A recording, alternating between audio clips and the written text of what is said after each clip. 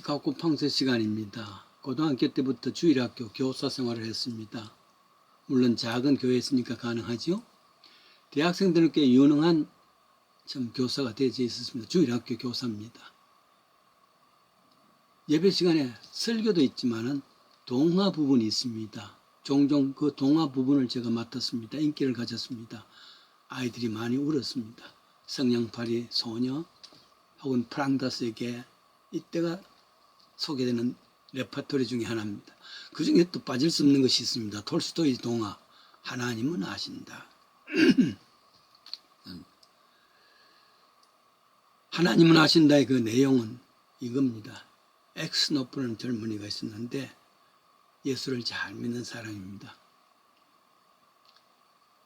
한 번씩 집을 떠나서 장사하는 사람입니다. 훌륭한 크리스천입니다.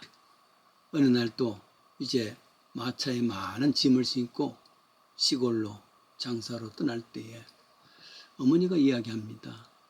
오늘은 안 갔으면 좋겠는데, 왜냐하면 지난밤 꿈에 네가 백발이 되어 있더라. 만류했지만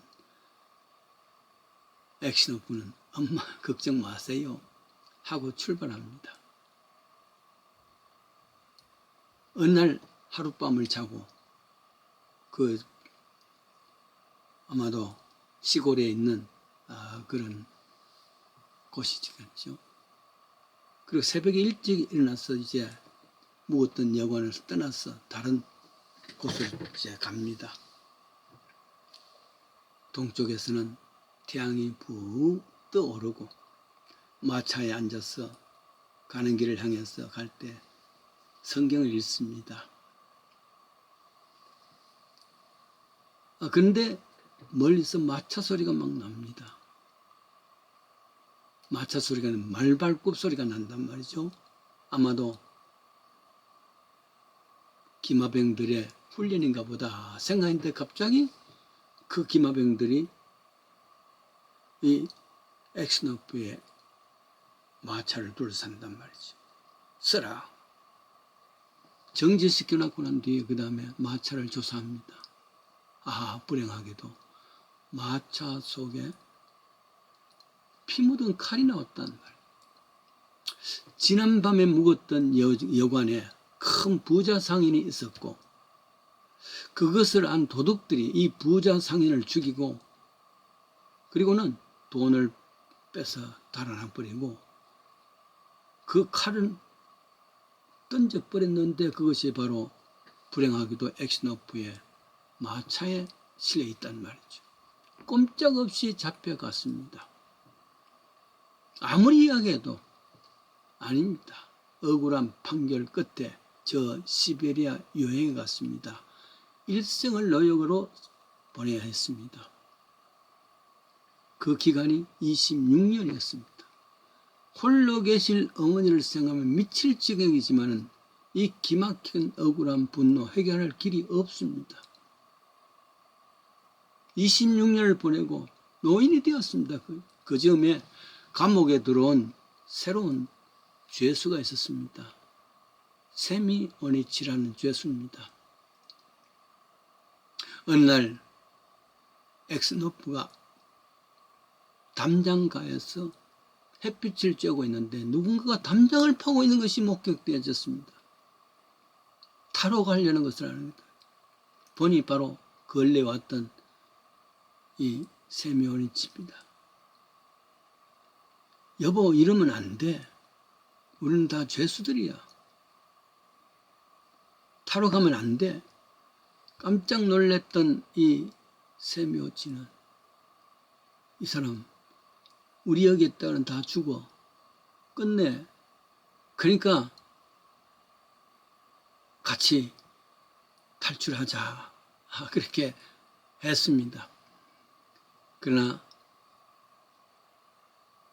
엑스노프는 쌉을 빼앗고 이러지 마 하고서 타이릅니다. 그러니까 그때에 이 세미오니치는 그냥 달려가 버립니다. 달려가서 간수들에게 지금 엑스노프가 도망가려고 담장을 파고 있다. 이렇게 도리어 고자질을 했습니다. 달려와서 간수들이 달려와 보니까 이제 팠던 곳을 묻는 길인데 꼭 담장을 파는 것 같습니다. 그래서 다시 잡혀가가지고 죽도록 매를 맞았습니다. 모진 매를 맞았단 말이죠. 실신한 상태가 되었습니다. 그대로 방에 던져졌습니다. 얼마나 기가 막히냐 말이죠. 그 생명이 이제 얼마 안 남지 않았습니다. 그만큼 매를 많이 맞았습니다. 타러 간다고. 그때 기도합니다. 하나님 아시죠? 하나님은 아시죠? 내가 타러 간 것이 아니라는 것 하나님은 아시죠? 그리고 26년 전 저 상인을 살해하는 사람이 아니란 건 하나님은 아시죠? 사람들은 모릅니다. 사람들 나를 이렇게 시베리아에 좀 유행을 보내서 26년을 보냈습니다만 하나님은 아시죠? 기도하고 있습니다. 그 소리를 도망가려 했던 세면이치가 들었습니다. 왜냐하면 이 친구가 어떻게 될 것인가 궁금도 했겠지요. 그러다 깜짝 놀랐습니다. 26년 전에 이야기가 나왔단 말이에요.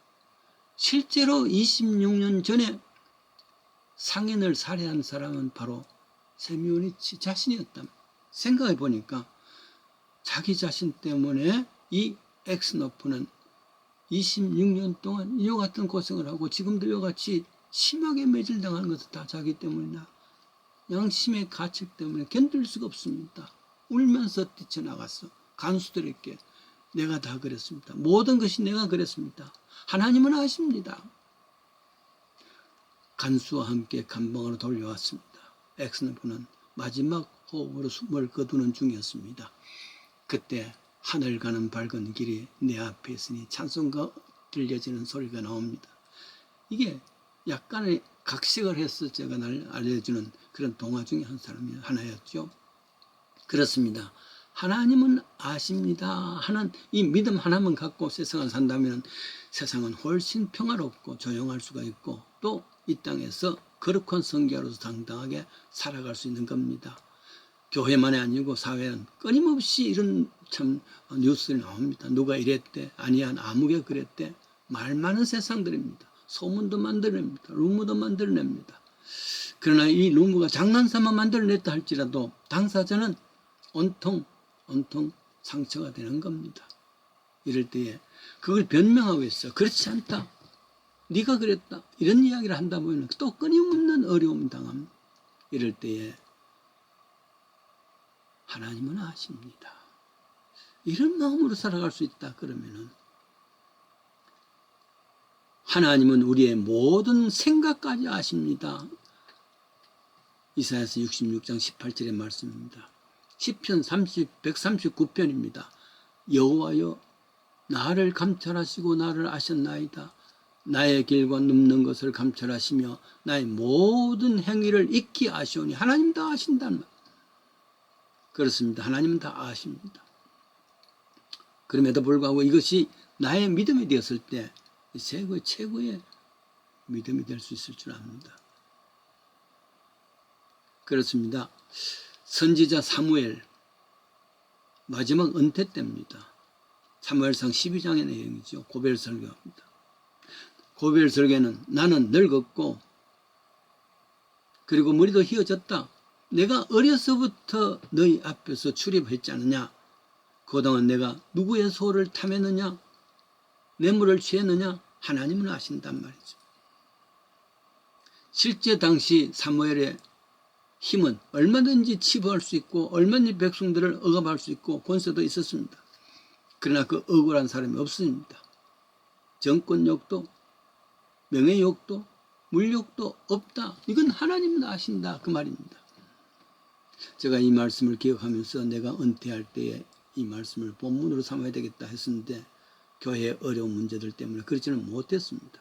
살면서 구설수도 많고 억울함도 많고 이럴 수가 있는가 하는 탄식도 나오지만 하나님은 아시죠 하고 위로받고 견뎌내는 것 삶의 길에 덫이 있고 모함이 있고 언덕이 있다 할지라도 그걸 분노로서 나타내지 않고 설교를 통해서 나타내지 않냐고 하나님은 아십니다. 이렇게 살아갈 수 있다면 행복한 사람입니다. 나태주라는 사람이 행복이라는 시를 썼습니다. 해질녘 돌아갈 집이 있다는 것, 힘들 때마다 마음속으로 생각나는 사람이 있다는 것, 외로울 때 부를 수 있는 노래가 있다는 것, 행복한 것이다. 여기에 덧붙여서 늙어서도 기도할 성진이 있다는 것, 그리고 하나님이 아신다는 믿음을 가진 사람, 행복한 사람이라 말할 수 있습니다. 세상에 아무리 시끄러워도 아무리 왈가왈부한다 할지라도 진심으로 하나님은 아십니다 하는 믿음으로 승리하는 믿음 되십시다.